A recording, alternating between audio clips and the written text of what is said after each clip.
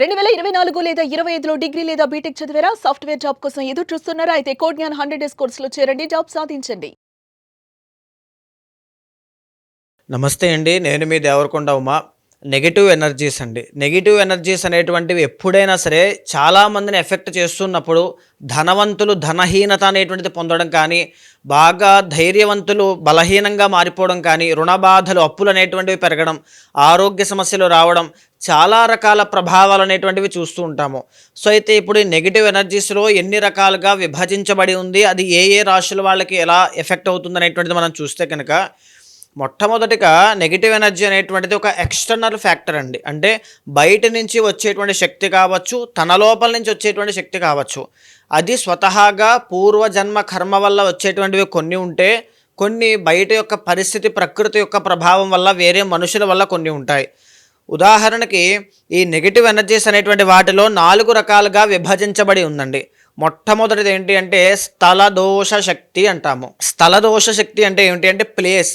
చాలామంది మీరు కూడా బాగా గమనించే ఉంటారు. ఓ వ్యాపార స్థలం పెట్టేటప్పుడు ఆ షాప్‌లోకి వెళ్ళాక నాకు బాగా కలిసొచ్చిందండి. ఈ షాప్‌లోకి వెళ్ళాక నాకు అసలు కలిసి రాలేదు. చాలా ఇబ్బంది పడ్డాము.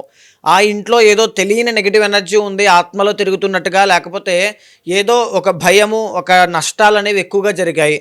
ఇలాంటివన్నీ స్థలం కొద్దీ ఎందుకు మారుతూ ఉంటాయి? ఇలాంటివన్నీ స్థలం విషయంలో ఎందుకు మారుతూ ఉంటాయి అంటే స్థల దోష శక్తి వల్ల.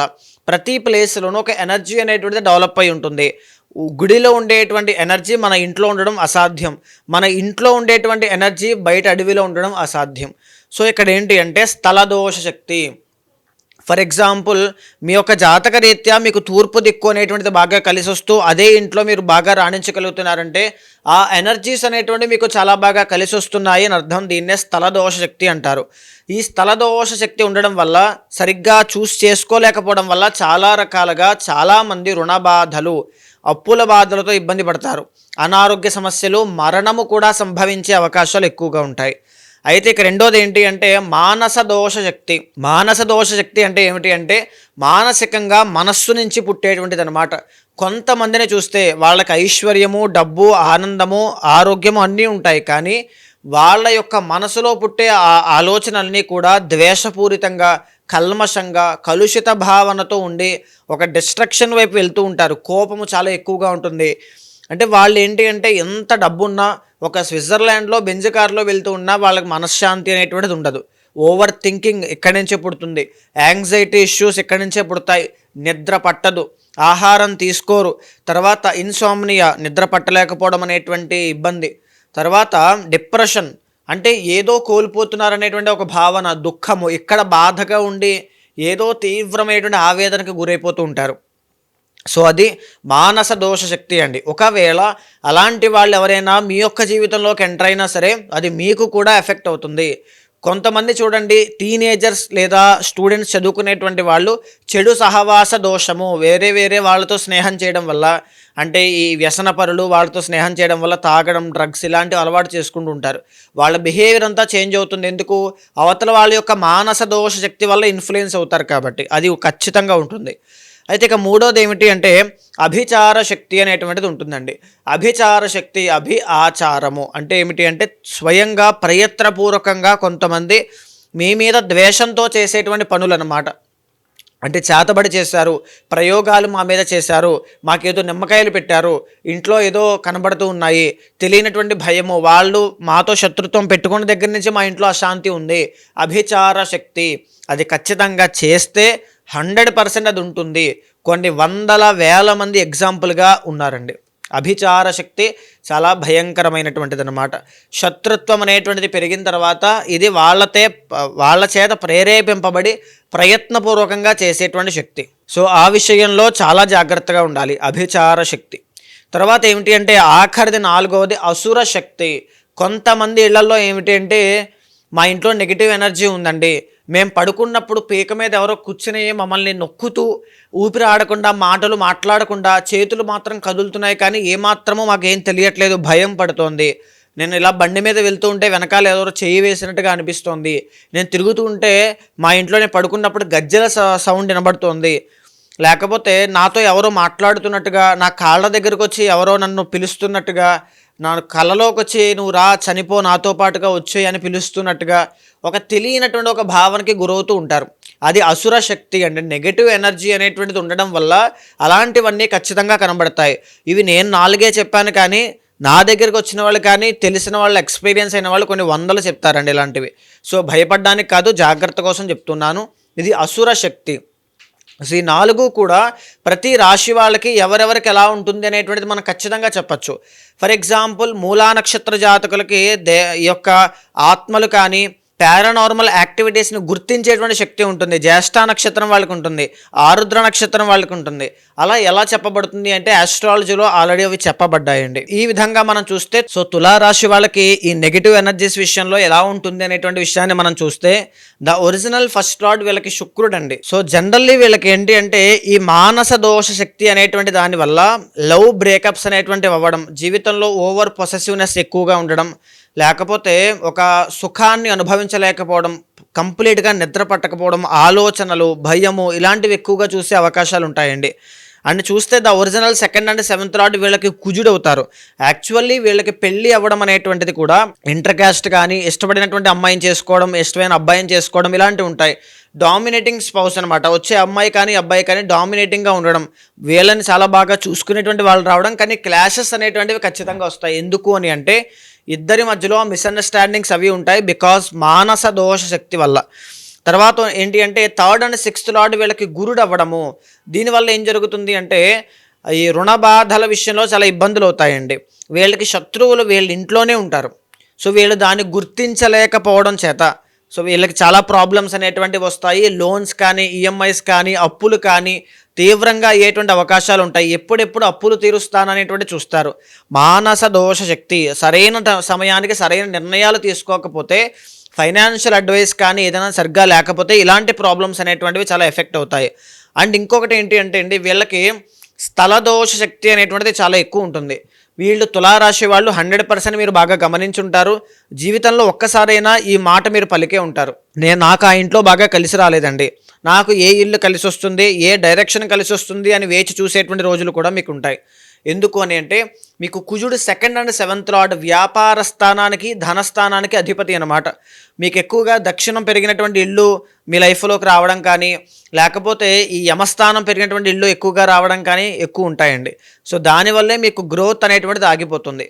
ఎప్పుడైనా మీకు బాగా కలిసి రావాలి అంటే వెస్ట్ ఫేసింగ్ అనేటువంటిది చూస్ చేసుకోండి తులారాశి వాళ్ళు. లేదా 2nd ఆప్షన్ ఏంటి అంటే ఈస్ట్. వెస్ట్ అండ్ ఈస్ట్ అనేటువంటిది మీకు చాలా బాగుంటుంది. ఆ డైరెక్షన్స్లోనే మీరు ముందుకు వెళ్ళండి. ఈశాన్యం మూల చేయాల్సినటువంటి పూజలు ఏంటి అంటే మీరు వెంకటేశ్వర స్వామి యొక్క ఆరాధన ఎక్కువగా చేయాలి. స్థల దోష శక్తి, మానస దోష శక్తి అనేటువంటివి 2 ఉండడం వల్ల చాలా ఎఫెక్ట్ అవుతారు. ఇంకొకటి ఏంటి అంటే 4th అండ్ 5th లార్డ్ శని అవ్వడం వల్ల ప్రధానంగా మీ జాతకంలో శని అనేటువంటి ప్లానెట్ ఎప్పుడు వచ్చినా సరే మీకు రాజయోగం తిరుగుతుంది. ఎలాంటి విషయాల్లో మీరు ఫోకస్ చేస్తే, ఏ ఫ్యాక్టర్స్లో మీరు అడుగులు వేస్తే జీవితంలో సక్సెస్ అవుతారు అంటే నెంబర్ 1 బిజినెస్ అండి. పాల పదార్థాలకు సంబంధించిన బిజినెస్లు అనమాట. తులారాశి వాళ్ళు ఖచ్చితంగా చాలామంది ఇవి చేస్తూనే ఉంటారు. అలా చేసిన వాళ్ళు ప్రతి ఒక్కరూ సక్సెస్ అవుతారు. సో తులారాశి వాళ్ళు ఖచ్చితంగా పాల పదార్థాలకు సంబంధించిన బిజినెస్లు కానీ, వ్యవసాయం కానీ, నీటికి సంబంధించిన వ్యాపారములు, aqua, soft drinks, wine shops, restaurants, bars వీటికి సంబంధించి కావచ్చు, కల్టివేషన్, ఎనీ క్రాప్ కల్టివేషన్ అండి, అది వ్యవసాయంలో ఏదైనా కావచ్చు వాటికి సంబంధించింది. అండ్ పబ్లికేషన్, బుక్ షాప్స్ కావచ్చు, లేకపోతే ఈ చంద్రుడు కాబట్టి ఎక్స్పోర్ట్స్ అండ్ ఇంపోర్ట్స్ కావచ్చు, మీడియా రంగంలో కావచ్చు, చాలా బాగా మీకు కలిసి వస్తుంది. అక్కడ కూడా మీరు ఏ దిక్కుని సెలెక్ట్ చేసుకోవాలంటే ఎనర్జీ వైజ్గా వెస్ట్ అండ్ ఈస్ట్ని బాగా సెలెక్ట్ చేసుకోండి. ఖచ్చితంగా సక్సెస్ఫుల్ అయ్యే అవకాశాలు ఉంటాయి. లవ్ బ్రేకప్ అనేటువంటిది ఖచ్చితంగా ఉంటుంది. తులారాశి వాళ్ళకి మానస దోష శక్తి వల్ల చాలా జాగ్రత్తగా ఉండండి. వచ్చేటువంటి అమ్మాయి కానీ అబ్బాయి వల్ల మీరు జీవితంలో చాలా మార్పులు ఉంటాయి. ఫర్ ఎగ్జాంపుల్ మీ పర్సనల్ చాట్లో కుజ బలము అనేటువంటిది చాలా బాగుందనుకోండి, వచ్చే అమ్మాయి మీకంటే డబ్బు ఉన్న అమ్మాయి, మిమ్మల్ని ఇంకా బాగా చూసుకునేటువంటి అమ్మాయి, ఏ లోటు లేకుండా చూసుకునే అమ్మాయి, మంచి పొసెసివ్నెస్తో కాపాడుకునే అమ్మాయి వస్తుంది అబ్బాయి కానీ. అలాంటి విషయాల్లో జాగ్రత్తగా ఉండండి. మంచి స్పౌస్ని సెలెక్ట్ చేసుకోండి.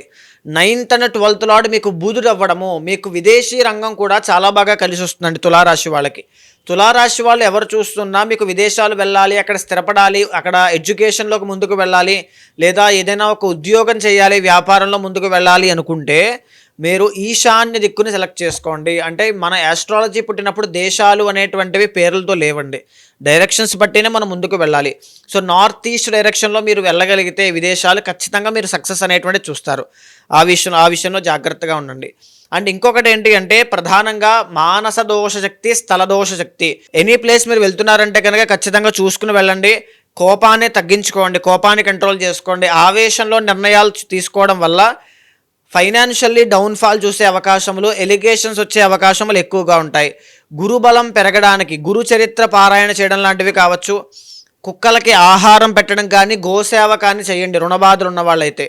ప్రజెంట్ మీరు చూస్తే తులారాశి వాళ్ళకి 12వ స్థానంలోకి రవి బుధులు రాబోతున్నారు. పనులన్నీ కూడా స్తంభించిపోవడం, ఓన్లీ 2 ప్లానెట్స్ మాత్రమే కలిసి వస్తూ ఉన్నాయి. రానున్నటువంటి రోజుల్లో అండ్ ఇంకొక మాట బాగా చెప్తూ ఉన్నానండి, అక్టోబర్ 17వ తారీఖు దగ్గర నుంచి నవంబర్ 17 దాకా రవి మీకు లగ్నంలో నీచ స్థితిలో ఉంటారు. ఈ సమయంలో అనారోగ్య సమస్యలు తీవ్రంగా వచ్చే అవకాశములు కానీ, వాహన ప్రమాదములు కానీ, ఆవేశంలో నిర్ణయాలు తీసుకోవడం వల్ల జీవితంలో పెనుమార్పులు రావడం కానీ, బిజినెస్లో డౌన్ఫాల్, బికాజ్ లగ్నం నుంచి 7th చూస్తుంటారు కాబట్టి బిజినెస్లో డౌన్ఫాల్ రావడం కానీ ఖచ్చితంగా ఉంటుంది.